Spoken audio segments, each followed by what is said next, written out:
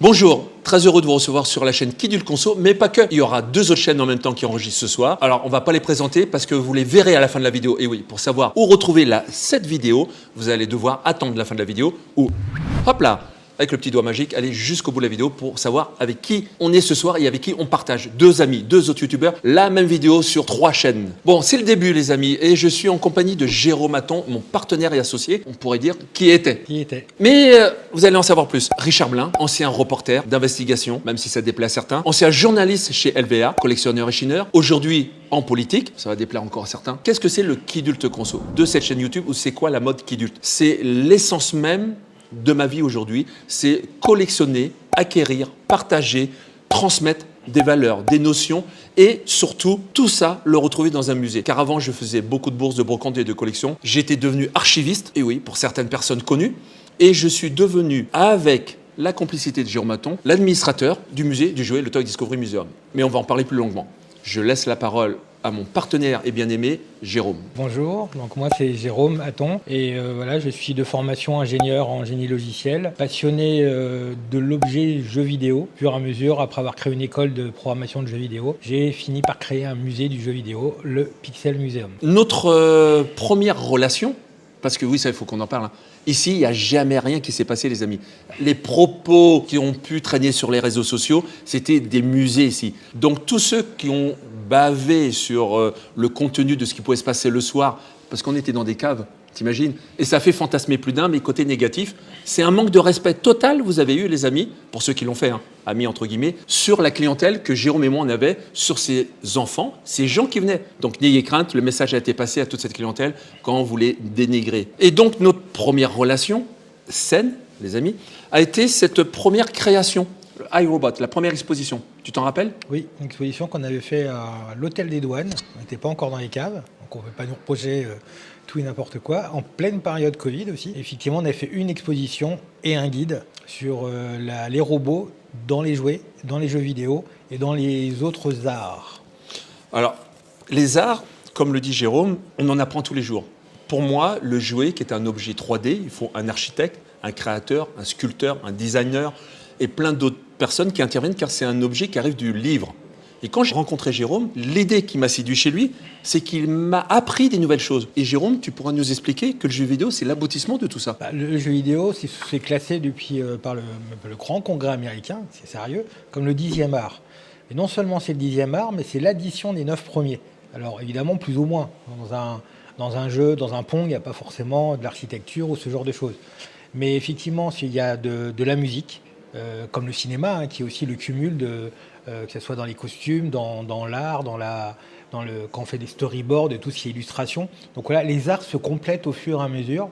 Et en plus du 7e art, on a rajouté l'interactivité. Il n'est pas une question de juger quel art est plus important que les autres. Et puis, c'est pas parce qu'on aime le cinéma, qui est le 7e art, que tout film qu'on peut voir sur des plateformes de streaming mérite le rang d'art. Donc les jeux, c'est pareil, il y a des jeux sur lesquels on peut discuter du statut, mais effectivement, le jeu vidéo, c'est de l'art, et le jouet, c'est une forme aussi de combinaison de plusieurs arts. Qu'est-ce qui s'est passé à un moment donné quand on s'est rencontrés et quand il y a eu la création du musée? C'était une suite, parce que le musée, le Pixel Museum, n'a pas été créé à Bruxelles. Ça aussi, il faut qu'on se le dise. Le Pixel Museum a été créé à Strasbourg. Oui, à côté de Strasbourg, à Schiltigheim. Tu peux nous en parler un peu? Oui. Pourquoi tu es venu ici, surtout? Il y a eu effectivement le Covid. Et effectivement, j'ai vraiment été aidé à créer le musée par une municipalité, donc à Schiltigheim, dans la banlieue de Strasbourg. Il y a eu un changement de majorité. Et ce qui est important de comprendre, et l'histoire se répète, c'est qu'un objet culturel ne peut pas être pérenne si on n'a pas une aide de la ville qui nous accueille. C'est important, c'est pas forcément une aide financière, hein, c'est juste déjà d'être reconnu, d'être mis en lumière, d'être soutenu. Et effectivement, le soutien n'a pas continué sur un changement de majorité. Ce qui est un peu dommage. Donc, comme c'était un accomplissement d'une équipe précédente, tout ce qui a fait le précédent, il faut dire que c'est pas bien. Et donc, on est un peu parti avec l'eau du bain. Comme j'avais effectivement déjà l'Udus Academy à Strasbourg et à Bruxelles, je n'allais pas me rajouter une 3e ville. Donc, ça avait du sens d'essayer de le monter à Bruxelles. Et là, j'ai contacté un certain nombre de services qui m'a aidé à m'installer. ici. Alors, on va vous arrêter tout de suite, les amis. Malheureusement, on ne va pas donner les noms des gens qui nous ont fait du mal. On ne va pas donner des couleurs politiques parce qu'on n'est pas là pour ça et on ne va pas se rabaisser à ça. On va par contre expliquer des situations. Certains vont se reconnaître et d'autres peut-être pas. Mais croyez-moi, il n'y a que les montagnes qui ne se croisent pas. Donc, on en arrive maintenant au Pixel, pendant le Corona, où on a eu l'autorisation de continuer et de faire la première Gundam Day, puis une seconde après le Corona, la Gundam Day 2.0. Et après, il y a eu l'expo James Bond. Donc, on était dans le mouvement. Ça fonctionnait bien pour nous. Oui, oui. On était heureux. Hein. Rien que pour vos jeux. Petit jeu de mots avec le James Bond bien connu, rien que pour vos yeux. Et effectivement, donc les jouets et les jeux vidéo autour de la grande saga James Bond. On a eu la chance d'avoir 2 collectionneurs donc, qui ont apporté des pièces incroyables. Maîtresses, des pièces maîtresses. Voilà, je voudrais quand même les remercier parce qu'ils ont vraiment fait un travail incroyable. Donc on a André van der Kellen et on a... L'autre collectionneur qui veut rester anonyme pour la simple et bonne raison parce qu'il a emmené des vraies voitures, des vrais objets de cinéma. Et la preuve, le guide qui a été fait, on ne donne pas le nom parce qu'il est aujourd'hui photographe officiel pour les expos James Bond à travers le monde. Voilà. Et par contre, le mec, quand je vous dis qu'il a les vraies voitures de tournage ou les vrais objets, c'est le cas. Donc, on a eu la chance de le voir à une autre manifestation qu'on a fait au château. Tu te rappelles ? De Houpet. Au château d'Oupey, qui a été aussi un franc succès. Ça, c'était les belles années, les belles époques qu'on a eues. Et on avait signé des accords pour qu'on se retrouve ici, à Tour et Taxi, dans ces fameuses caves. J'arrive en scène, car avant, c'était que du partenariat et de l'aide de communication que j'avais, et je monte le Toy Discovery Museum. Comme Jérôme, moi, le Toy Discovery Museum n'existait un peu, ou presque pas, mais comme Jérôme, j'ai dû faire un déménagement. Il était dans un local d'un pseudo-ami, et qui, dans ce local, était devenu trop petit, et on en avait jusqu'au plafond de partout. Hein. Tu te rappelles la visite ? Tout à fait, et surtout, voilà, il n'y avait pas de partage de la collection, puisqu'on est 2 personnes qui, je pense, avons en partie collectionné pour pouvoir le partager avec le public. Et là, il n'y avait pas de possibilité. On pouvait faire venir que les copains, et à l'unité, et c'était un qui faisait le tour des vitrines. C'était hyper tassé. J'ai dû quitter cette personne qui, depuis, me fait la guerre et m'en veut méchamment à tort et à travers. Et je monte ce Toy Discovery Museum, jour et nuit, en famille, en équipe restreinte. Et ça a été une belle réussite parce que c'est vraiment, pour moi, l'accomplissement comme un enfant. C'était un travail de 9 mois, intense, mais comme Jérôme auparavant, c'était une préparation depuis 8 ans en amont. Donc avant d'arriver à voir ce musée. Comment tu as découvert le Toy Discovery Museum pour la première fois ? Bah, je l'ai vu se monter, donc moi je l'ai pas découvert comme ça. J'ai participé, pas participé très activement. Si, tu as participé quand même. Plus pour l'aide logistique. Mais effectivement, moi, je l'ai vu la nuit se monter. Comme tu travailles beaucoup plus la nuit que le jour, voilà, moi, je travaillais le jour. La nuit, tu venais travailler. Le petit matin, on se croisait et je voyais les avancées et toutes les idées que j'avais vues sur plan, sur dessin, prendre vie. Souvent, les gens, de mauvaise foi, de mauvaise langue, disaient « Richard, il se dit qu'il a les 2 musées, mais il n'a pas les 2 musées. » Ils n'ont rien compris, ces gens. J'ai toujours eu que le Toy Discovery Museum et Jérôme toujours le Pixel. Sauf qu'on fonctionne en yin et en yang. Jérôme, c'était la face cachée de l'iceberg, donc la plus grande, parce que c'était la gestion, la compta, les structures, l'entretien du personnel et tout ce qui va avec, les soucis et répondre aux mails. C'était un travail formidable. Franchement, j'apprécie. Toute l'équipe derrière la caméra, les anciens du Pixel peuvent le dire, tu as été vraiment un boss formidable. Et moi, c'était la partie visible. C'était l'électron libre. Retrouver les contrats, se bouger, les publicités, les contrats, jusqu'à vous emmener de la publicité dans le métro. Et là, on avait fait un coup fort cet été au mois d'août. Pourquoi il y a eu la chute ? Et pourquoi on en est à cette vidéo ? On pourrait la découper en 3 morceaux, la chute, si tu es d'accord, Jérôme. Premier morceau, l'arrêt du soutien de Tour et Taxi et surtout une très mauvaise signalétique qu'on peut développer. Tu es d'accord ? Oui. Point 2, une très mauvaise publicité interne à Bruxelles par des collectionneurs. Et le point 3, on a fait des émules. Quand je parlais d'enfants tout à l'heure, que j'ai pu aboutir à avoir comme un 3e enfant ce musée jour et nuit, que j'y ai travaillé 9 mois, c'est que plein de gens n'avaient pas pensé aux salles d'arcade, au laser game, plein de gens n'avaient pas pensé à faire des expos de jouets. Du jour au lendemain, sur les réseaux sociaux, du jour au lendemain, dans Bruxelles, il y a eu une multitude de salles et d'expériences qui ont monté le niveau. Et nous, on n'avait pas la trésorerie ou la volonté politique de nous aider à monter ce niveau. Et on s'est retrouvés en concurrence, mais on était les premiers sur Bruxelles à le faire. Point 1, Tour et Taxi. Ils ont fait beaucoup de choses, mais effectivement, il y a un moment pendant le Covid, on était la locomotive. Les gens venaient, et les restaurateurs du coin nous disaient heureusement qu'il y a le Pixel, puisque c'est comme ça qu'on arrive à vivre. Et toi qui es fort en chiffres, dis-leur un chiffre, un samedi, on tapait 1000 entrées. Oui, on peut on fait plus que ça, même des... Non, mais les 1000 entrées un samedi, les amis. Oui, oui, mais même Personne aujourd'hui fait ça dans la pop culture sur Bruxelles. dans la pop culture, c'est clair que non. Et effectivement, après, on s'est retrouvé, du coup, comme on a été une locomotive, d'autres gens sont arrivés, plus importants que nous, plus peut-être voilà, avec plus de trésorerie, plus de choses et qu'on a plus valorisé. La signalétique, ça c'est un souci. On est sur un site qui est pseudo-classé. Et effectivement, et c'est normal, vu le nombre d'activités qu'il y a sur les taxis, qu'il faut harmoniser les choses. À force d'harmoniser, on ne trouve plus rien. On est devenu totalement ignoré. Et du coup, comme nous, on est un peu dans les caves, on est vraiment le dernier endroit que l'on voit. Et voilà, le site de Tour et Taxi, qui est magnifique, qui est une restauration incroyable. Moi, en tant que Français, j'étais persuadé, parce que je suis venu plusieurs fois à Tour et Taxi pour les salons des étudiants, vu que j'avais une école, pour le salon du livre, pour un certain nombre de choses. Et j'étais convaincu que tous les Belges venaient à Tour et Taxi, que c'était justement un endroit fédérateur. Alors, c'est pas autant le cas que je le pensais. Et on en a fait la meilleure expérience, c'est pas le cas, c'est trop loin du centre-ville. Hein. Que ça soit loin, les gens vont à l'Atonium, c'est loin du centre-ville aussi. Mais effectivement, je pense qu'il y a aussi une politique qu'ont toutes les grandes villes, que ce soit Paris, Strasbourg, Bruxelles, qui est de faire la chasse à la voiture et de penser que les gens puissent venir à Tour et Taxi en transport en commun quand ils viennent de loin.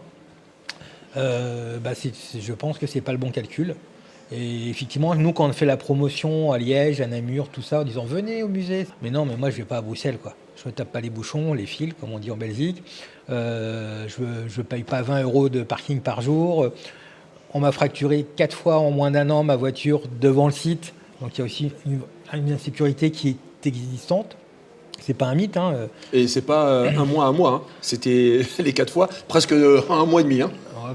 Enfin, sur 1 an, mais on m'a cassé ma voiture, je suis allé chez Carglass, je l'ai ramené ici, ils me l'ont recassé le même jour. Je suis retourné chez Carglass, ils m'ont dit mais votre dossier, il est clos, c'est à nouveau. Voilà, donc effectivement tout ça mis bout à bout fait qu'effectivement on a du mal à voir. Il faut savoir aussi qu'un musée, on ne voit jamais, rarement. Pas jamais, on voit rarement les musées de sa ville. Et Bruxelles étant une ville où il y a aussi beaucoup de choses à faire, forcément, quand on est peu visible, qu'il n'y a pas beaucoup de visiteurs, on n'en tient qu'une petite partie, quoi. Ça, c'était le point 1. Et la dernière chose qu'on pourrait rajouter, dans le site et dans Tour et Taxi, il y a un super musée qui est venu s'installer, qui n'était pas là quand nous, on est venu s'installer. Ça prouve bien que le Toy Discovery et le Pixel ont été les tests pour Tour et Taxi, car grâce à nous, ils ont pu faire visiter notre site, les musées, et le WOM a pu faire le constat qu'avoir un musée ici, c'était rentable et faisable. Mais ils se sont installés en surface. Après, il y a eu aujourd'hui le même constat. Pourquoi nous on ferme? Parce que d'autres ferment et qui ne sont pas loin de Tour et Taxi. Ça prouve bien qu'ils sont loin du centre-ville. Et pourtant, ce n'est pas si loin que ça. Mais malgré tout, on se trouve loin du centre-ville. On a le MIMA qui ferme. Et pourtant, il n'est pas sur Tour et Taxi, mais il est du même côté, de l'autre côté du canal. Et donc, on voit bien, dès qu'il y a une petite distance et quand c'est mal desservi en transport, c'est une catastrophe. Et qu'on ne puisse pas se garer. Le problème du MIMA aussi, c'est le stationnement. Voilà. Comme nous, il n'y a plus de voitures sur le site. Point 2. Tous nos chers amis et collaborateurs, tous les gens qu'on a lancés, tous les gens qu'on a pu avoir ici. Alors, je ne parle pas de mes amis youtubeurs qui sont là ou d'autres qui n'ont pas pu venir, mais on les remercie. Mais tous ces amis, tous ces gens, toi, tu en as une liste longue comme le bras. Il y a une vidéo qui t'a quand même fait mal, quand même. Oh, il y en a plusieurs. Moi, ce qui m'a beaucoup surpris, j'ai fait un musée, pas pour me vanter, pas pour montrer ce que j'ai. C'est un musée que j'ai préparé pendant 30 ans pour raconter l'histoire du jeu vidéo. Ce qu'il faut comprendre, mon histoire du jeu vidéo, et qu'on peut la raconter de plein de façons possibles. J'ai une zone PC qui est très petite parce qu'il existe un musée de l'informatique pas très loin à Namur. Le NAMHIP, qu'on recommande. Et il y a vraiment un certain nombre de... Voilà, donc du coup, on fait des choix, on les assume. C'est une façon de raconter l'histoire. Il y a plein de façons de raconter l'histoire. Et donc, c'est moi ce qui m'a vraiment surpris, et que c'était déjà le cas à Strasbourg, c'est que les collectionneurs ou les passionnés du jeu vidéo sont nos pires ennemis. En disant, il a pas ci, il a pas ça, il raconte pas ça de la bonne façon. C'est un choix artistique, c'est une direction artistique, un musée. C'est très personnel. J'ai pas la prétention de raconter l'histoire du jeu vidéo ou l'histoire du jouet. C'est une histoire du jeu vidéo, une histoire du jouet et de l'histoire de l'homme, puisque le concept est vraiment assez intéressant. Et du coup, de voir des gens qui veulent monter un musée, venir ici... Critiquable, critiquable, La critique est constructive. Il y a plein de choses. Richard l'a déjà dit, on a peu de moyens, donc on peut, voilà, on fait ce qu'on peut dans une équipe réduite. Avec, ce qu'il faut comprendre, c'est qu'on bosse jour et nuit, qu'on y met sa santé, sa vie de famille, c'est sous personnel dedans. Donc, et donc du coup, pourrait y avoir une certaine bienveillance aux gens qui ont déjà essayé de faire quelque chose qui fait souvent défaut. Et c'est vrai que c'est assez triste. Et quand on a des gens qui finalement sont peu passionnés du jeu vidéo, qui accompagnent les enfants, et qui finalement c'est ceux qui découvrent le mieux, le musée. Et c'est les meilleurs retours qu'on a eus. On ne peut pas faire un musée comme le musée du jouet en disant j'ai tout. C'est impossible. Il y a ça, des gammes qu'on peut avoir tout, mais on ne peut pas tout avoir, c'est impossible. Et ça n'a même pas de sens. Et quel est l'intérêt de voir 50 GameCube bleu, violet, avec le petit pois bleu? Et on n'était pas là non plus pour dire on en a la plus grosse.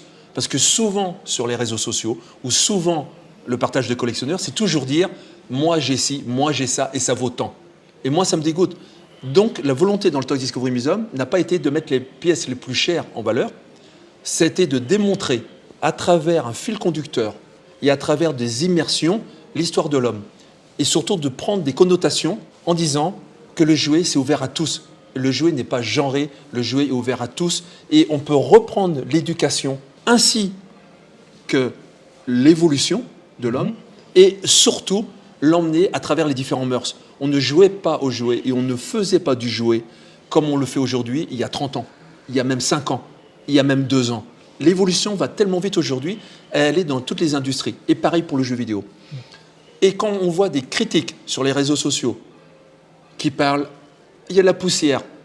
Ben, les amis, on est prêt à cueillir tous les bénévoles pour faire les poussières du musée. Quand on voit des critiques que certaines nuits, ici, se passent des choses bizarres. Oui, il se passe des choses bizarres. Le jour, les clients viennent, il n'y a que la nuit pour remettre les figurines, remettre les nouvelles pièces. Il n'y a que la nuit pour travailler. Comme Jérôme le disait, j'ai la faculté de travailler jour et nuit, et surtout plus la nuit que le jour. Il n'y a que la nuit. Et en tant que bénévole, il n'y a que la nuit que tu peux être libre. Car le jour, tu as d'autres papiers, d'autres choses, les rendez-vous, les prochaines expositions qu'on doit monter, et tous les événements, et voir tous les partenaires. Donc effectivement, la nuit, il y avait des activités ici, et c'était très désagréable de travailler la nuit ici. Pourquoi ? Parce que souvent, il y avait la fête au-dessus, et quand on ouvre des vitrines et quand on travaillait, c'était aussi une des raisons avec Torii Taxi, ça s'est arrangé, mais il n'y avait pas d'insonorisation. Et on a souffert de ça dans les vitrines et dans tout notre aménagement. C'est réglé. Mais toutes ces étapes, les gens ne le voient pas. Ils savent que démonter, critiquer. Ce célèbre youtubeur japonais qui est venu, qui t'avait contacté et qui, au final, est venu un autre jour et a filmé, sans te le dire, et a diffusé la vidéo, j'ai trouvé ça lâche, je le dis. Ces gens qui habitent Bruxelles, qui sont collectionneurs, qui ne sont jamais venus, même pas aux journées portes ouvertes ou gratuites qu'on a fait, et qui critiquent, je trouve ça minable. Alors l'évolution de nos musées, vas-y, faut voir ton petit livret là. On l'avait fait en combien de langues, Jérôme ? En 5 langues, je crois. 5 langues. On avait fait l'anglais, le français évidemment, le néerlandais, qu'on nous a aussi beaucoup reproché, alors qu'on a fait, on a vraiment fait tout ce qu'il fallait à mon sens pour être inclusif. C'est pas parce qu'on ne parle pas néerlandais, ni Richard ni moi, puisque nous sommes français. Pas parce que nous sommes des Wallons qui ne voulons pas faire l'effort. Et on a vraiment donné ça, hein. Voilà, on nous l'a beaucoup reproché, mais bon, voilà, soit. On peut faire la petite phrase qu'on nous a dit, qui nous a vraiment fait mal ? Vas-y. Vas-y. On nous a dit, le blanc dans les yeux, on nous a dit des hommes et des femmes de la ville de Bruxelles, alors qu'ils me soutiennent et que je les aime. Mais certains nous ont dit quand même, vous êtes français, ça ne vous convient pas, rentrez dans votre pays. C'est fort. Et encore, je le fais poli là. Et on l'a fait aussi en espagnol et on l'a fait en polonais. Voilà. Ces musées, l'évolution, c'est quoi ?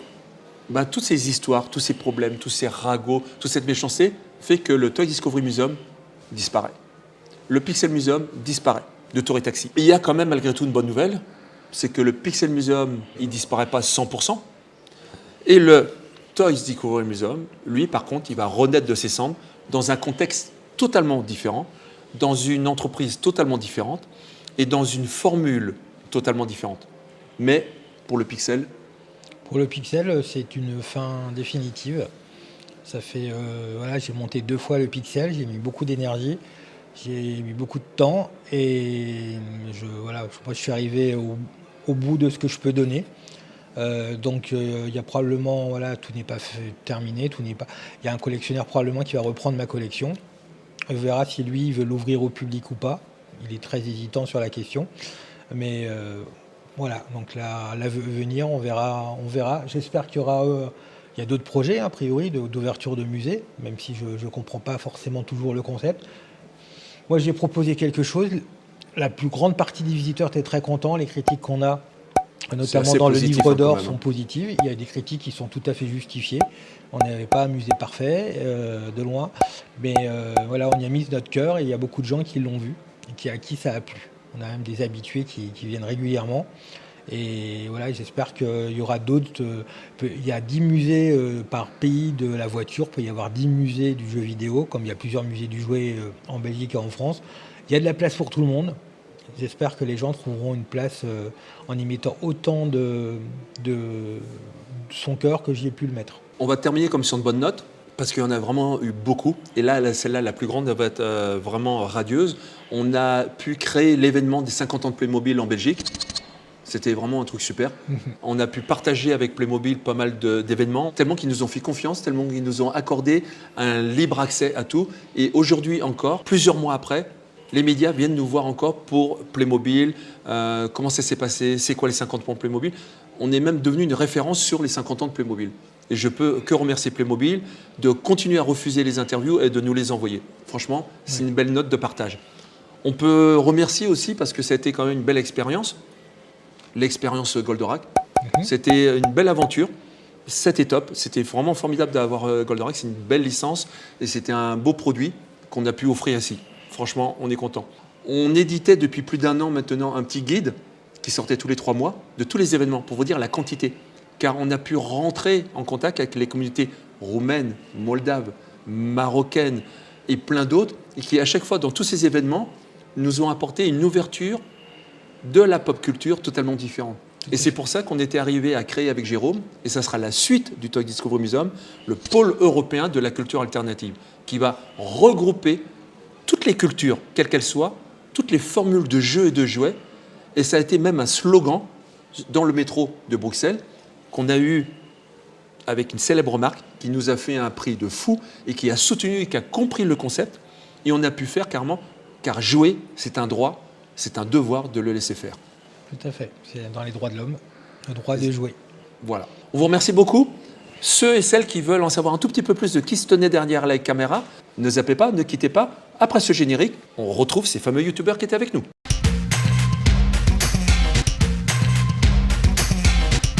Alors, je voulais vraiment présenter ces 2 youtubeurs, parce que ce n'est pas des youtubeurs pour moi. Ce sont des personnes qui vivent la collection, ce sont des personnes qui sont passionnées réellement, d'une façon différente, mais ultra complémentaire. Comme les musées, comme Jérôme l'expliquait, nous avons Mehdi et Fabrice. Le nom de ta chaîne ? Captain Vintage. Et tu as une équipe de fous maintenant qui s'appelle ? La Vintage Squad. Toi ? Moi, c'est Fabrice Mybox. Et avec ton frère qui fait du manga ? Exactement, il a créé son livre, son manga. Qui s'appelle ? Qui s'appelle Genius Sky. Donc voilà, on est très complet. Il emmène des potes, des copines, son fils, comme moi je faisais avec Tom. Il emmène son frère. Donc c'est un vrai partage, c'est une histoire de famille. Et je tenais vraiment à la caméra à vous remercier parce que vous avez participé à la bienveillance, et non à la publicité, mais à la bienveillance de faire passer le message. Et est-ce qu'à un seul moment, je vous ai demandé « Ah non, ça, il faut que tu le filmes comme ça il faut que tu fasses comme ça ». Est-ce qu'un seul, sincèrement, je vous ai demandé ? Jamais. Non, du tout. Vous aviez carte blanche. Carte blanche. Chacun filmait comme il voulait. Chacun était libre. On se calait sur les horaires, on se calait sur les jours, et après, basta. Parce que le musée doit vivre. Et la critique est constructive. Mais la méchanceté ne l'est pas. Le seul point que je voulais voir avec vous, éventuellement, si on veut développer le combat, c'est cette mauvaise intention des réseaux sociaux quand on se cache derrière un pseudo. On a tous été victimes, tous les 3, je pense, de commentaires négatifs dans les réseaux sociaux ou sur nos vidéos. Tout ça parce que les gens se cachent derrière un pseudonyme ou une fausse identité ou un logo. Beaucoup de haine. Hein. Et je pense qu'on l'a toujours eu ça. Et tu l'as eu toi aussi. Oh, tout à fait. Hein. Voilà.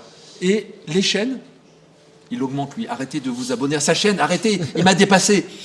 Les chaînes qu'on a et qu'on représente, c'est nous. C'est du temps de la nuit. C'est du sacrifice sur les familles.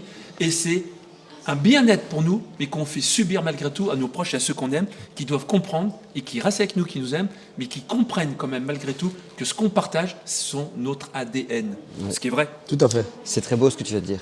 Ouais. Et en tout cas, le mot de la fin, moi je me cache et je me cache car je vous laisse le mot de la fin à tous les deux sur le Toy Discovery Museum et le Pixel Museum. Moi, j'ai fait ma première expérience au Toy Discovery Museum avec ma cousine. Je suis venu à l'occasion pour aller voir, par curiosité. Et j'ai vraiment très apprécié ce concept, toutes ces générations en fait, de jouets. Ça m'a permis à moi de découvrir des nouveaux jouets, de découvrir d'autres univers. Ensuite, je suis passé sur le Pixel Museum qui est vraiment du rétro gaming et j'adore ça. Et j'ai vraiment pris un réel plaisir de voir toutes ces consoles. Ça passe au téléviseur, à la télévision, à la toute dernière console. On y a le droit de jouer ici. C'est vraiment extraordinaire. Moi, c'était une expérience formidable. Alors moi, que ce soit le Pixel Museum ou voire même le Toys Discovery Museum, ça m'a permis de voir ma vintage room, mais x20. Parce que voilà, je suis un grand collectionneur et un grand passionné de gaming, de jouets, de pop culture. Je collectionne énormément depuis l'âge de 5 ans, depuis les années 90, 90 pour les Français qui nous regardent. Donc moi, quand je suis arrivé ici, j'ai découvert ce lieu en 2022. Et j'étais comme un grand enfant, j'étais vraiment abasourdi, voire estomaqué. J'étais en mode, trop bien. Émerveillé. Trop cool. Ouais, émerveillé. J'ai trop kiffé. J'ai connu Richard il y a 2 ans. Donc voilà, ça a tout de suite matché entre lui et moi. On a fait une Made in Asia ensemble avec la Goldorak Experience il y a 2 ans. Ça s'était super bien passé. Et on continue à l'heure actuelle à collaborer ensemble. Je veux dire, il me prête sa logistique ici pour pouvoir venir filmer avec ma Vintage Squad. Et donc voilà, et même si les musées ferment, j'espère que lorsqu'ils renaîtront, ou du moins lorsqu'il renaîtra de ses cendres, surtout, qu'il me permettra de venir encore filmer avec ma squad ici. Bien sûr, c'est sûr. C'est ici qu'on vous laisse sur cette vidéo et on espère vraiment que ça vous a fait plaisir. Voilà, c'est une vidéo aussi assez touchante parce que évidemment, ce n'est pas des vidéos qu'on a l'habitude de faire et de pratiquer tout ça pour vous, mais j'espère que vraiment vous avez passé un bon moment avec nous. Ouais, c'est pas une fin en soi, les gars. Comme a dit Richard, son musée va renaître comme le phénix dans Chevalier du Zodiac. Les gars, n'oubliez pas de suivre ces chaînes, n'oubliez pas de suivre les Instagram, Captain Vintage, Kidult Conso, Toys Discovery Museum et bien sûr celui de Fabrizio. Fabrics My Box, n'hésitez pas.